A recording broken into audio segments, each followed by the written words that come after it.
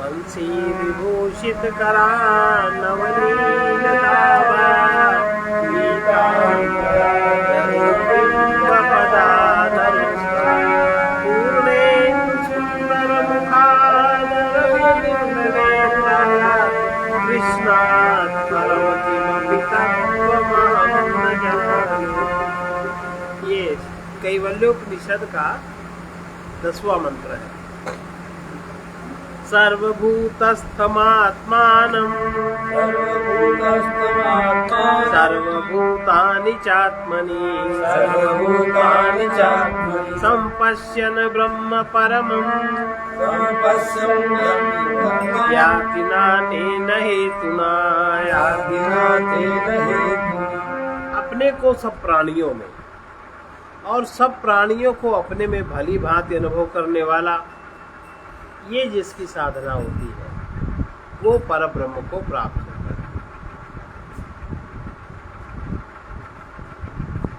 जो ऐसा साधन शुरू करता है, जो इस तरह अपने को साधना शुरू करता है कि अपने को सब प्राणियों में, सब प्राणियों को अपने में भली भांति अनुभव करने वाला व्यक्ति परब्रह्म को प्राप्त होता है। इसके अतिरिक्त और अन्य कोई भी उपाय नहीं है। यहाँ आत्मज्ञान की पूर्णावस्था का वर्णन प्रकारांतर से फिर से किया जाता है। सिद्ध पुरुष अर्थात सच्चिदानंद रूप निर्विकार आत्मा अपने को सब प्राणियों में व्याप्त अनुभव करने लगता है और सब प्राणियों को अपने ही असीम आयास में स्थित पाता है। अत्यंत सूक्ष्मता और सर्वव्यापकता का निर्देश है। तो दूसरी में अनंतता है। आत्मा अत्यंत सूक्ष्म और सर्वव्यापी होने के कारण सब प्राणियों के अंतरतम में व्याप्त है, किंतु यह न समझना चाहिए कि जहाँ तक प्राणी है वहीं तक उसका विस्तार है। जहाँ प्राणी नहीं है वहाँ भी आत्मा विद्यमान है। आत्मा का विस्तार अनंत होने के कारण कोई प्राणी उससे बाहर नहीं। अब प्रश्न ये हो सकता है कि जब ये कहा जा चुका है कि वो आत्मा ही ब्रह्मा विष्णु महेश सूर्य प्राण इंद्र आदि सब कुछ है, तो यहाँ आत्मा सब प्राणियों में व्याप्त, सब प्राणियों को आत्मा में विद्यमान रहने की कहने की क्या आवश्यकता है। आत्मा संपूर्ण संसार का आश्रय और आधार है। यहाँ सब चेतन प्राणियों की चेतना का हेतु उन सब में व्याप्त आत्मा कहा गया है। इतना कहने पर भी आत्मा का परिचय अधूरा रह जाता है। इसलिए अभी कहते हैं सब प्राणी आत्मा में ही स्थित है। प्रस्तुत श्लोक कुछ अंतर से गीता, मनुस्मृति, महाभारत, ईश उपनिषद में भी आया है। इससे इसकी महत्ता स्पष्ट हो जाती है। सर्वभूतस्थमात्मानं सर्वं भूतानि चात्मनि ईक्षते योगयुक्तात्मा सर्वत्र समदर्शनः। अर्थात जिसका आत्मा योग युक्त हो गया है उसकी दृष्टि सम हो जाती है। लक्षण का जिसका आत्मा से जो जुड़ा हुआ अनुभव करने लगता है, आत्मबोध जिसका जागृत हो जाता है, सबसे पहला लक्षण है कि उसकी दृष्टि सम हो जाती है,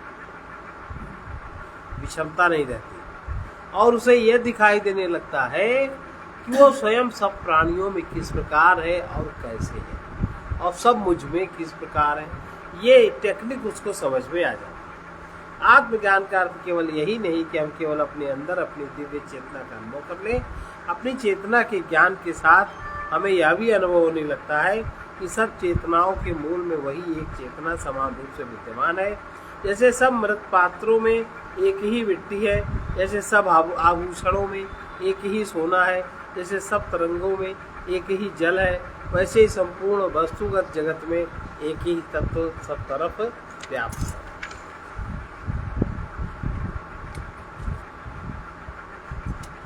इस तथ्य को समझने के लिए सागर का दृष्टांत उपयुक्त लगता है। सागर ब्रह्म है, उसका जल आत्मा है, तरंगे प्राणी है और बुद्बुद जड़ पदार्थ है। सागर ब्रह्म है और सागर का जो जल है वो आत्मा है, जो उसकी तरंगे हैं वो अन्य प्राणी है और जो बुद्बुद है वो जड़ पदार्थ है। प्राणी तरंगों की तरह जन्मते मरते रहते हैं और तज्जनित दुख अनुभव किया करते हैं। जैसे जल से भिन्न तरंग नहीं, वैसे प्राणी भी मूल में आत्मा ही है, किंतु तरंग की एक इकाई की तरह वो भी अपने को प्राणी भर मानता है। यही उसका ज्ञान है। यदि वह अंतर्मुखी होकर अपनी गहराई में देखे तो तरंग के नीचे जल की तरह वो शुद्ध आत्मा है। एक ही जल सब तरंगों में व्याप्त है, इसी प्रकार एक ही आत्मा सब प्राणियों में व्याप्त है। तरंग यदि जल भाव से अपने को देखे तो उसे तरंग और बुदबुदों में अपनापन दिखाई देगा। अपने से भिन्न कुछ भी नहीं है। इतना ही नहीं, जल समस्त सागर में व्याप्त है। जल और सागर में कोई अंतर नहीं है। इसी प्रकार आत्मा और ब्रह्म एक है। तरंगे, बुदबुद, फेन, भंवर आदि सागर के तल पर कुछ भी हो, सागर से बाहर एक भी नहीं है। इसी प्रकार संपूर्ण नाम रूपात्मक जगत में कुछ भी आत्मा से बाहर नहीं है। तरंग अपने को जल रूप पहचान कर सागर से तादात्म्य कर लेती है और अपनी छोटी सी सीमा का उल्लंघन कर अनंत और शाश्वत बन जाती है। तरंग का रूप बनने बिगड़ने से उसमें कोई अंतर नहीं आता। यही स्थिति आत्मज्ञानी या ब्रह्मविद की है। ब्रह्म से बड़ा कुछ भी नहीं है। बहुत बार नवमंडल भी उसके एक भाग में स्थित है। विष्टभ्यामिदम कृतस्न में कांशेन स्थितो जगत, अर्थात मैं अपने एक ही अंश में इस सारे जगत को व्याप्त कर रहा हूँ। गीता के 10वें अध्याय का 42वां श्लोक। अब आत्मभाव का अभ्यास किस प्रकार करें? शरीर के स्तर पर हमें इंद्रियों के द्वारा वस्तुओं का केवल बाह्य रूप ज्ञात होता है और हम लोग उसी वस्तुओं के बाह्य रूप में अटके जिंदगी भर अटके रहते हैं। हम अपने जैसे अन्य मनुष्यों का रूप और आकार देखते हैं, उसे प्रत्यक्ष ज्ञान कहते हैं। हमें अपने मन में अपने संवेग और दूसरों के संवेग भी अनुभूत होते हैं। सिद्धांत बुद्धि की उपज है, वे बुद्धि से ही जाने जाते हैं। एक बुद्धि दूसरे की बुद्धि पहचान सकती है। इसी प्रकार सब प्राणियों के हृदय गुहा में विराजमान आत्मा का ज्ञान हमें अपने आत्मा से ही होता है। बुद्धि से उसे जानने की कोशिश करना वैसा ही है जैसा आंखों से किसी के विचार या भाव देखने का प्रयत्न करना। आत्मचिंतन की गहराई में जाकर आत्मा का अनुभव होता है। अभ्यास के द्वारा उसमें दृढ़ता आती है। किसी व्यक्ति ने सुना 3 आयाम वाले चित्र में यथार्थ संसार जैसी वस्तु दिखाई देती, उसमें लंबाई चौड़ाई के साथ मोटाई भी दृष्टिगत होती है। उसने इस नए प्रकार के चित्र का आनंद लेना चाहा। वो टिकट लेकर सिनेमा हॉल में पहुंचा। वहां उसे एक चश्मा लगाकर चित्र देखने को कहा गया। चित्र प्रारंभ हुआ। उसने चश्मा लगा के देखना प्रारंभ किया। दैव योग से उसमें एक युद्ध की घटना आई। उसके पात्र एक दूसरे पर ईंटें फेंक कर प्रहार कर रहे थे। जैसे ही कोई ईंट फेंकता था, दर्शक को ऐसा लगता था मानो ईंट इसी पर आ रही है। वो चित्र के यथार्थता से पराभूत होकर ये भूल गया कि तो सिनेमा कक्ष में बैठा चित्र का दर्शक है। उसे लगा ईंट उसके ऊपर आ रही है। वो झट से कुर्सी के अंदर दुबक गया, किंतु तत्काल उसे अपनी स्थिति का स्मरण भी आ गया कि वो सचेत हो गया। वो आसपास देखता है कि कहीं किसी ने देखा तो नहीं। उसे अपने भ्रम के लिए लज्जा होती है। कुछ देर बाद फिर पत्थर आते देखता है, फिर दुबक जाता है, फिर वो डरता संभलने का प्रयत्न करता है। यही स्थिति आत्मज्ञानी की होती है। गुरु और शास्त्र के वचन सुनकर वो अपने स्वरूप को बड़े प्रयत्न से अनुभव करता है, किंतु व्यवहार जगत में आते ही फिर अज्ञानी की तरह शोक और मोह में पड़ जाता है। उसे अपनी इस त्रुटि का बार बार स्मरण आता है, फिर भी उसे आत्मभाव स्थिर रखने में कठिनाई होती है। इस त्रुटि के पूर्णतः निवारण के लिए अभ्यास करना पड़ता है। विज्ञाय प्रज्ञान पूर्वीत, आत्मज्ञान पूर्णतः प्रकट हो जाने पर हृदय ग्रंथि खुल जाती है। फिर शोक और मोह का कोई कारण नहीं रहता। तत्र को शोका का शोका को मोहा एकत्वम अनुपश्यता। यही प्रक्रिया सबको करनी पड़ती है, नानेन हेतुना। ये बात दूसरी है, किसी ने पूर्व जन्म में इस साधना का बहुत बड़ा अंश पूरा कर दिया हो और इस जीवन में के शेष अभ्यास पूरा करके पूर्णता प्राप्त कर ले। इसका ये अर्थ नहीं कि किसी को यह सिद्धि सहज ही प्राप्त हो जाती है। सबके लिए एक ही नियम है, एक ही मार्ग। आत्मानं मरणिं कृत्वा प्रणवं च उत्तरारणि ज्ञान निवर्धनाभ्यासात् ज्ञान निर्मथनाभ्यासात् पाशं दहति पंडितः। अंतःकरण को अरण्य का निचला भाग बनावे, प्रणव को उसका ऊपरी भाग। जैसे अरण्य का मंथन किया जाता है वैसे ही ध्यान का अभ्यास करें, उससे अग्नि के समान ज्ञान की ज्योति उत्पन्न होती है। बुद्धिमान मनुष्य उसी ज्ञानाग्नि से अपने बंधन को जलाकर नष्ट कर देता। यह मंत्र श्वेताश्वतर उपनिषद के 1 अध्याय का 14वां मंत्र थोड़े अंतर के साथ मिलता है। स्वदेहं मरणिं कृत्वा प्रणवं च उत्तरारणि ध्यान निर्मथनाभ्यासात् देवं पश्ये निगूढ़वत्। इसका शाब्दिक अर्थ इस प्रकार है, अपने शरीर को नीचे की अरणि, प्रणव को ऊपर की अरणि बनाकर ध्यान के द्वारा निरंतर मंथन करते रहने से साधक छिपी हुई अग्नि की भांति परम देव परमेश्वर को देखे। साधन प्रक्रिया में ध्यान की व्याख्या करने के लिए दोनों मंत्रों में एक ही रूपक का प्रयोग किया गया है। पहले मंत्र में आत्मा शब्द का प्रयोग स्वदेह के अर्थ में किया गया है। इसी प्रकार ज्ञान का तात्पर्य भी ध्यान ही समझना चाहिए। अभ्यास का फल एक में और बंधनों का नाश बताया गया है, दूसरे में परमेश्वर के दर्शन। इन कथनों में भी कोई भेद नहीं है। पहली उक्ति व्यवहारिक दृष्टि से है, दूसरी पारमार्थिक दृष्टि से है। परमेश्वर का दर्शन और बंधन का नाश एक साथ होता है। ध्यान से आत्मज्ञान की प्रक्रिया स्पष्ट रूपक का स्पष्टीकरण करते हुए कहा जा सकता है, जैसे यज्ञ के अवसर पर अग्नि प्राप्त करने के लिए 2 अरणियों का मंथन होता है, उसी प्रकार अपने आप में परमात्मा को प्राप्त करने या आत्मज्ञान से कर्म बंधन की डोरी जलाने के लिए अंतःकरण को नीचे की अरणि और ओंकार को ऊपर की अरणि बनाकर मंथन करना चाहिए। शरीर और मन के नीचे की अरणि को भांति समभाव से निश्चल रखना चाहिए। ऊपर की अरणि को भांति ओंकार का जप, अपने स्वरूप का या परमात्मा का निरंतर चिंतन करना चाहिए। कुछ काल तक जब ध्यान की मंथन क्रिया करते रहने से काष्ठ में छिपी अग्नि की भांति अपने हृदय में छिपा परमेश्वर का ज्ञान प्रकट हो जाता है और जीवत्व भाव के बंधन टूटने लगते हैं। श्वेताश्वतर के अगले 2 मंत्रों में इसी प्रसंग की कुछ अधिक व्याख्या है।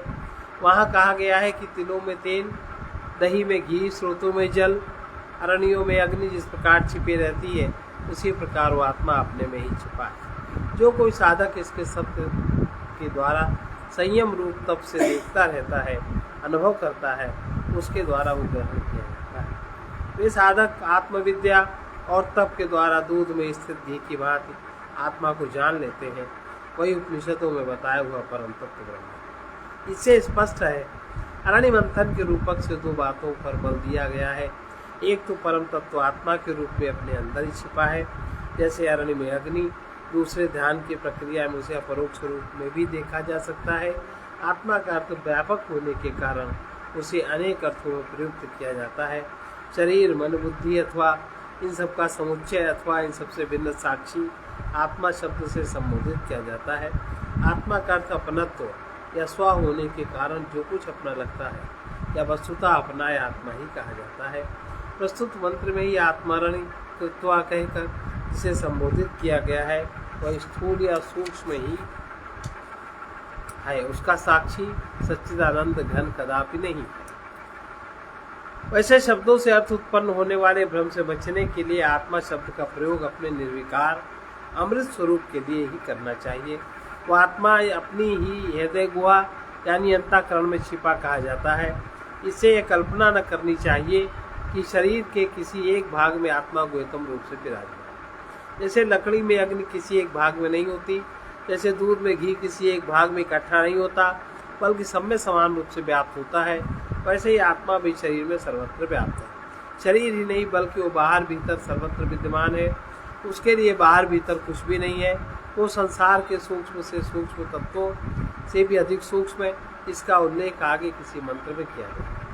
अरण्य मंथन से जैसे अग्नि प्रकट हो जाती है अथवा दधि मंथन से घी ऊपर आ जाता है, वैसे अंतःकरण के मंथन से आत्मा अंतःकरण के ऊपर किसी विचार रूप में नहीं प्रकट होता। आत्मा के प्रकट होने का तरीका दूसरा है। ध्यान के समय शरीर को इसलिए स्थिर रखा जाता है कि उसकी क्रियाएं मन को अपनी ओर आकर्षित न करें। मन, शरीर और इंद्रियों से अवकाश पा जाए। ध्यान में मन को भी स्थिर रखा जाता है। ये कार्य बुद्धि के द्वारा पूरा होता है। इससे वृत्तियों का निरोध होता है। वृत्तियाँ शमित होती हैं तो एक अखंड चेतना की अनुभूति अपनेपन के रूप में होने लगी। इस मंत्र में ओंकार का जप निर्देश करके उपनिषदकार एक नए प्रसंग का सूत्रपात करते हैं। मांडूक्य उपनिषद इसी की व्याख्या से परिपूर्ण है। उसके अनुसार संक्षेप में ओम ब्रह्म का वाचक है। आत्मा ही ब्रह्म है। उसके 4 पाद हैं, जागृत, स्वप्न, सुषुप्ति और तुरीय, और उन्हीं के अनुरूप सूक्ष्म कारण शरीर जिसमें ये सब संसार विलीन हो जाते हैं वो अव्यक्त है। आओ माँ 3 मात्राएं 3 प्रकार से संसार को व्यक्त करती हैं। मात्रा रहित ओंकार परब्रह्म है। आत्मा ही मन की उपाधि से जागने वाला, स्वप्न देखने वाला, सोने वाला है। साथ ही इन तीनों अवस्थाओं से भिन्न इसका दृष्टा भी है। इस तथ्य को अगले मंत्र में कहते हैं। सैव माया परिमोहितात्मा शरीरमास्ताय करोति सर्वं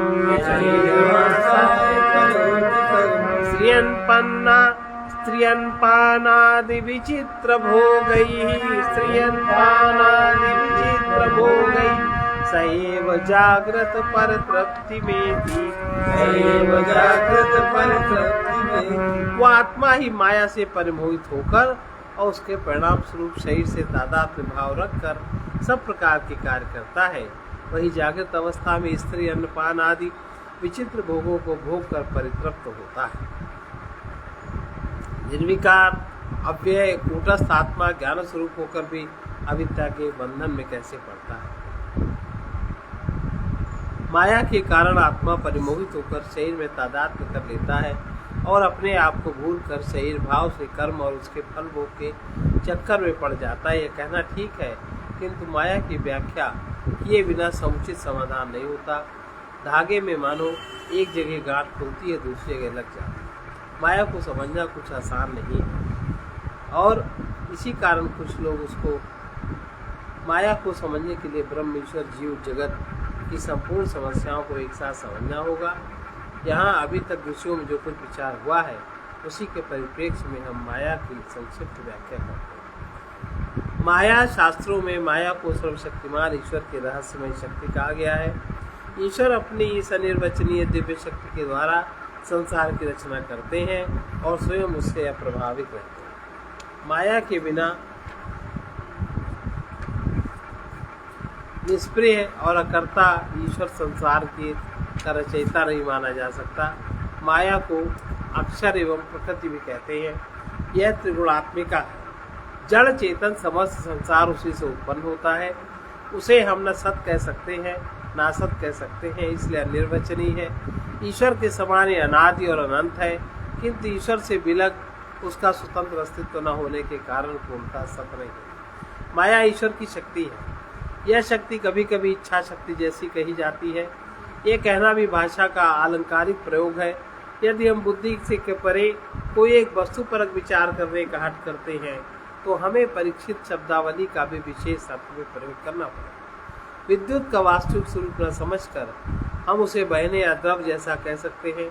माया को ईश्वर की इच्छा शक्ति कहना कुछ ऐसी बात है। ईश्वर में मन, इंद्रियों और शरीर कुछ भी नहीं है। बिना मन के इच्छा शक्ति का कार्य करना समझ में नहीं आता। ईश्वर की माया इसलिए माया कही जाती है कि हमारे लिए एक बहुत बड़ी समस्या है, रहस्य।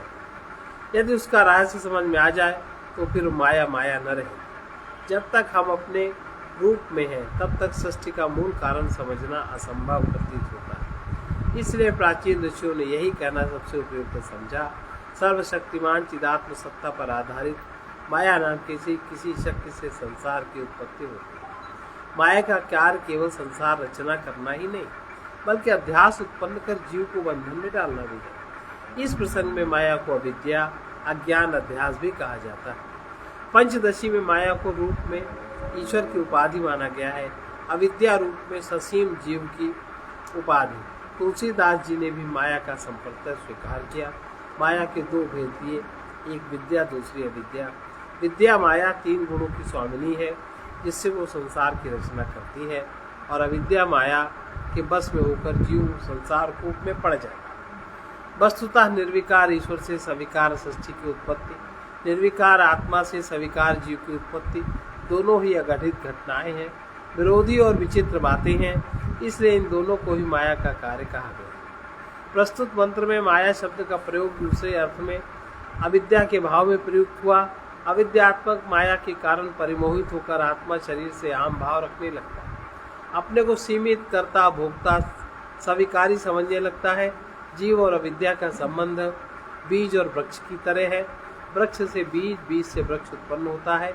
इसी प्रकार अविद्या से जीव, जीव से अविद्या का अस्तित्व उत्पन्न होता है, क्योंकि जीव भाव बिना अविद्या का अनुभव ही नहीं हो सकता और बिना अविद्या के जीव भाव नहीं हो सकता, क्योंकि अविद्या ग्रसित आत्मा ही जीव कहा जाता है। इस अनावस्था दोष के चक्र से बचने के लिए जीव और अविद्या दोनों को अनादि कह दिया गया। अध्यास किसे कहते हैं? अविद्या का अर्थ है विद्या का न होना, अर्थात ज्ञान का अभाव या त्रुटिपूर्ण ज्ञान, ज्ञान के विपरीत कुछ और। अविद्या माया कुछ नहीं, केवल अध्यास है।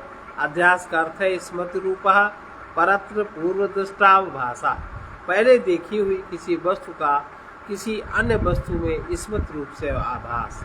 रज्जु में सर्प का भ्रम अध्यास का उदाहरण है। यह अध्यास केवल भ्रामक प्रतीतियों में ही नहीं होता, वरन आत्मा और अनात्मा के मिथ्या तादाद में भी देखा जाता है। इस अध्यास रूपी अविद्या का हम सब लोग अनुभव करते हैं। आत्मा और अनात्मा तत्व प्रकाश और अंधकार की तरह विरुद्ध स्वभाव वाले हैं, फिर भी सब लोग भ्रम से इन दोनों को एक ही समझते हैं। शरीर, इंद्रियां और मन सब मिलाकर इनमें से कोई एक आत्मा नहीं हो सकता, क्योंकि ये सब उसी प्रकार ज्ञान के विषय हैं जिस प्रकार मेज या दीवार।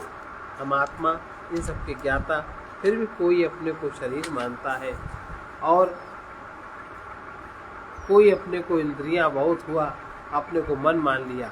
इस प्रकार यह अध्यास सदा चलता रहता है। इस अविद्या में पड़ा हुआ अंग जीव कहलाता है। इसी जीव के अहंग में अल्पता की प्रतीति, अल्पता से दुख की प्रतीत हुआ करती है। दुख की निवृत्ति के लिए जीव अपने को कर्ता मानता है। कर्ता के नाते शुभ और अशुभ कर्मों का फल तदनुकूल मिलता है। ये बातें किसी से छिपी नहीं। जागृत अवस्था क्या है? जीव की 3 अवस्थाएं होती हैं, जागृत, स्वप्न, सुषुप्ति। यह भी अनुभव सिद्ध है, इसके लिए किसी प्रमाण की आवश्यकता नहीं। जागृत अवस्था को वर्णन मांडूक्य उपनिषद में इस प्रकार है। जागरित स्थानो बहिष्प्रज्ञा सप्तांगे एकोनविंशति मुखा स्थूल भुग वैश्वानरा स्थूल भुग वैश्वानरा। अर्थात जागृत अवस्था में जीव का ज्ञान बाहर पहले जगत में स्थित होता है। उसके 7 अंग सिर से लेकर पैर तक होते हैं और वह 19 सुखों वाला है। 10 इंद्रियां, 5 प्राण, 4 अंतःकरण की वृत्तियां ही 19 मुख है। उन स्थूल वस्तुओं का भोग करता है, जैसे स्त्री, भोजन, पेय पदार्थ। इस अवस्था में जीव को वैश्वानर कहते हैं। जागृत अवस्था में जीव का शरीर में अहंग भाव होता है। शरीर देवता, मनुष्य, पशु, पक्षी, कीट, पतंग या स्थावर कोई भी हो सकता है। इस समय बहिर्दृष्टि होने के कारण उसे अपने वास्तविक स्वरूप का बोध नहीं होता। भोग के लिए कर्म करता है, कर्म करने के लिए भोग करता है। जैसे नदी प्रवाह में कोई कीड़ा एक भंवर से दूसरी भंवर में पड़कर चक्कर लगाया करता है, वैसे ही जीव एक जन्म के बाद दूसरा जन्म लेकर कीड़े को निकाल दे। वैसे तत्वदर्शी आचार्य भ्रांत मनुष्य को उपदेश देकर आत्मज्ञान करा देता है। अब अपना कर्म।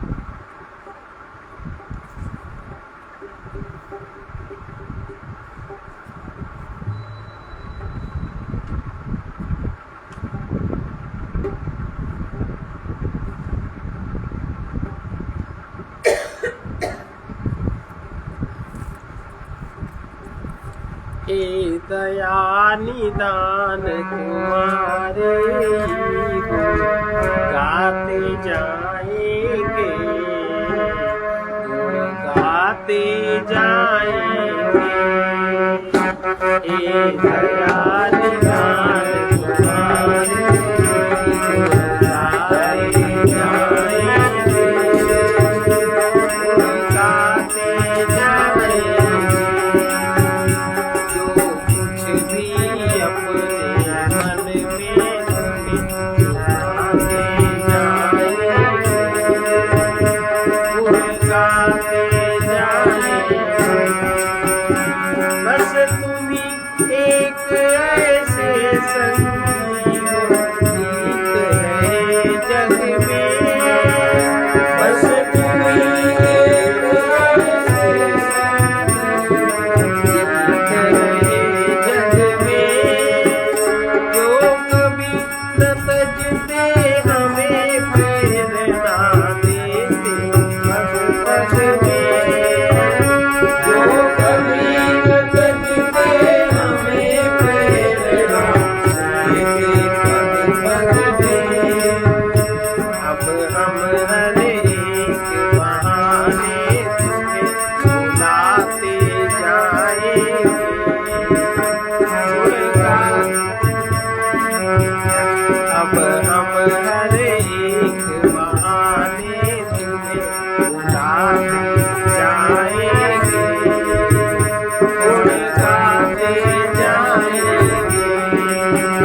अब हम हर एक बहाने तुम्हें बुलाते जाएंगे गुण गाते जाएंगे।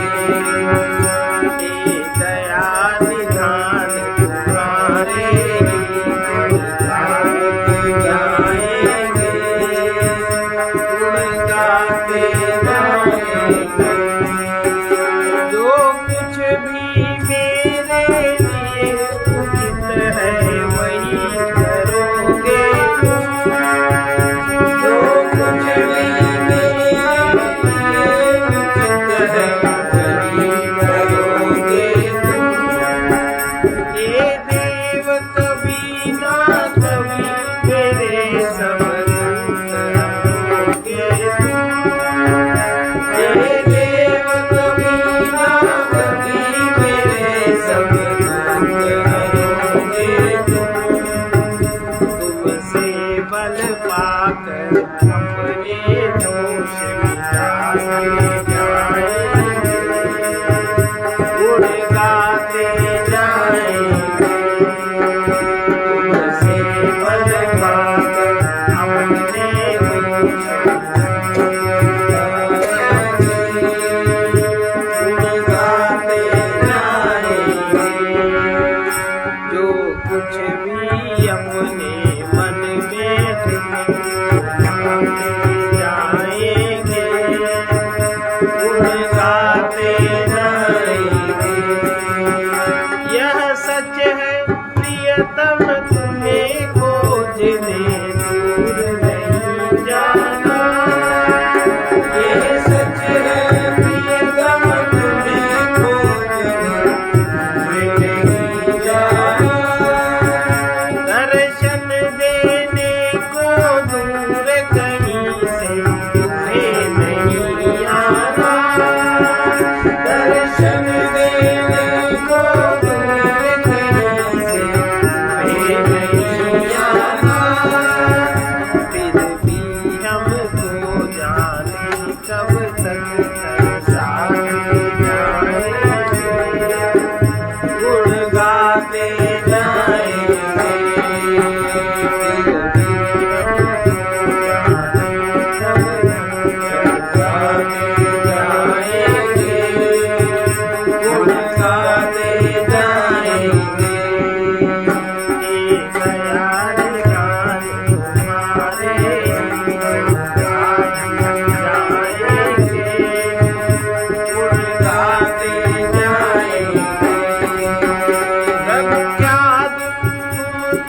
जो कुछ है सर्वस्व तुम्हारा है।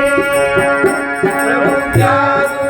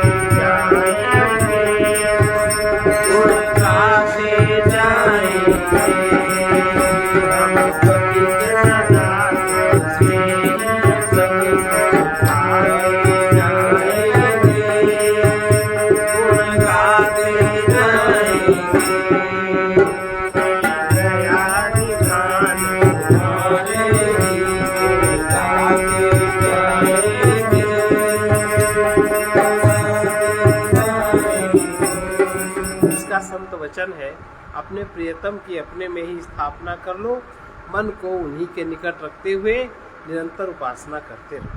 सर्वे भवन्तु सुखिनः, सर्वे भवन्तु सुखिनः, सर्वे सन्तु निरामयाः, सर्वे सन्तु निरामयाः, सर्वे भद्राणि पश्यन्तु, सर्वे भद्राणि पश्यन्तु, मा कश्चित् दुःखभाग् भवेत्, मा कश्चित् दुःखभाग् भवेत्। कृष्णाय वासुदेवाय, कृष्णाय वासुदेवाय, हरे परमात्मने, हरे परमात्मने, प्रणतक्लेशनाशाय, प्रणतक्लेशनाशाय, गोविन्दाय नमो नमः। गोविन्दाय नमो नमः। असतो मा सद्गमय, असतो मा सद्गमय, तमसो मा ज्योतिर्गमय, तमसो मा ज्योतिर्गमय, मृत्योर्मामृतं गमय। मृत्योर्मामृतं गमय। ॐ पूर्णमदः पूर्णमिदं